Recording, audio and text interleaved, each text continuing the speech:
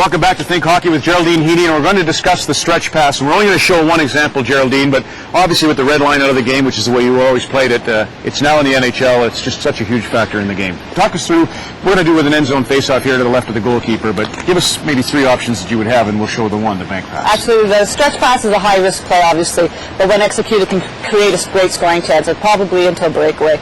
So if I was going to do a flip pass where we're in our own end, there's about 5 seconds left in the game, and I take a chance where the D will set up over here, to hopefully win the draw, and I would take it, I would flip it, and the far winger just takes off as soon as the face-off's done. And I flip the pass, and she takes off, and hopefully it gets by in behind the 2D. So you're behind, you're trailing, that's the only time you try that. What about a stretch pass? It doesn't often happen from this deep in the end, does it? No, a direct stretch pass probably would happen when the defenseman's coming back into their own end. It's been dumped in, they have time to pick up the puck, their head's up. The other team might have made a bad change. My forward might have been late coming out of the offensive zone. She comes in, she gets in behind the 2D, and I make that pass, and the most important point is that I have to pass to the open ice. I'm not looking to pass directly to the player so the player can skate onto it. Okay, we're going to use the bank pass here to create a great scoring chance for our own end. As a right shot, I want to play lefty so I can skate onto the puck. As a centerman, she wants to draw it straight back so I can skate onto it. Okay, here we go, skating onto it, using the net, okay, hard pass off the boards, and off she goes for a great scoring chance. Fall for that one every time. cbc.ca/thinkhockey for more.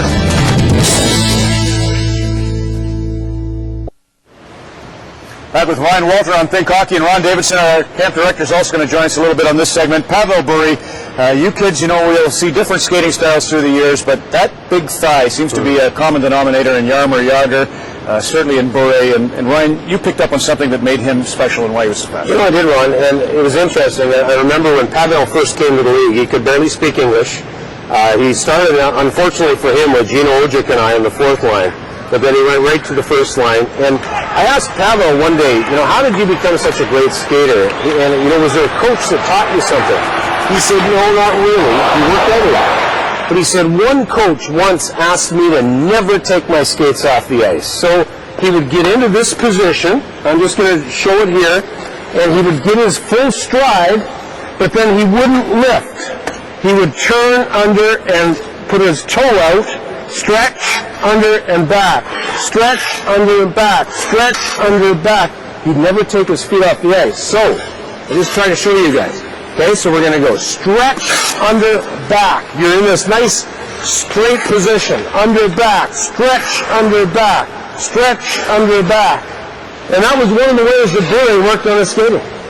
Well, we'll get you guys to try it. The obvious question, I mean, obviously in the game, his skate must have left the ice, or he'd be toe picking and he'd be dragging and stopping himself on every start. Just in practice. So we're in the practice mindset, and the goal in practice was to stay in this sitting position, right? So he could skate a little better. And so that was the part in practice where he never took his skate off the ice. Nice. Very nice. Good extension there. Good job. Stretch, under. That makes sense, Ron? Absolutely, a weight workout. cbc.ca/thinkhockey for more.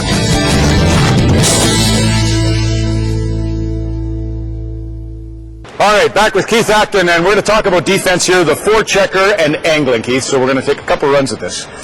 Checking's a really important part of the game for sure, Ron. A good checker is not a guy that straight on checks. When you straight on check, a lot of bad things can happen. First off, you just lose yourself, put your teammates at a disadvantage, or you are going to run in a straight line at somebody, somebody's going to get hurt, you're going to miss things running to the boards, or you're going to stick out a leg and hurt someone, or you're going to take a penalty. The proper way to check, again, your tool for checking is your stick. You direct the person where you want to go, but you've got to have a good angle. Angling is the important thing, not straight on, and we'll give some illustrations. Well, here, if I come around and you were to play this perfectly, obviously I'd never get it. I want to get an angle on you. I'm taking you where I want to go, want you to go. Because of my angle, you have nowhere to go. You're not hitting me, though. Don't even consider it. If I'm straight on, I'm going to go right at you. If I'm straight on, checking, I'd have no angle, I'm in trouble, I'd miss everything. But if I'm in that situation, and slow it down a bit, Ron, I'm not that fast. Yeah. If I'm straight on, I got to find an angle. I veer away, and I cut back. I never lose myself.